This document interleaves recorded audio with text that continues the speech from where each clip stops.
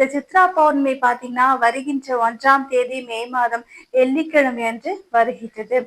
இந்த சித்ரா பௌர்ணமி அப்படின்னாலே சித்திரகுப்தன் பிறந்த நாளை வைத்துத்தான் நாம் கொண்டாடுகின்றோம்.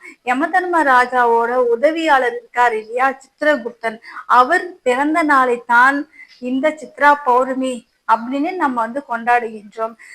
யமதர்மராஜாவின் உதவியாளராக இருக்கும் சித்திரகுப்தன் பாத்தீங்கன்னா யாரெல்லாம் எவ்வளவு பாவங்கள் பண்ணியிருக்காங்க, எவ்வளவு புண்ணியங்கள் பண்ணியிருக்காங்க, இதை ஒரு கணக்கீடா எடுத்து யமதர்ம ராஜாவுக்கு அவர் சொல்லுவாரு.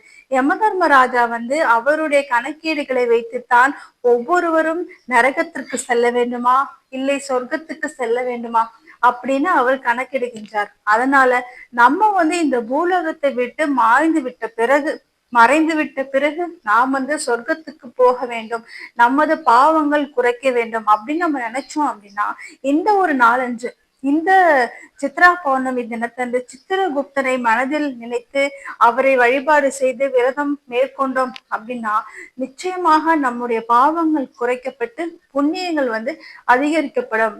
அதனால இந்த நாளன்று நாம் செய்ய வேண்டிய கடமைகள் என்னென்ன அப்படின்னு பாத்தீங்கன்னா, முடிந்த அளவு நம்மால எவ்வளவு முடியுமோ இந்த சித்ரா பௌர்ணமி தினத்தன்று தான தர்மங்களை செய்து கொண்டே இருக்க வேண்டும். நம்ம செய்கின்ற தான தர்மங்களால் தான் நமது புண்ணியங்கள் அதிகரிக்கப்படும்.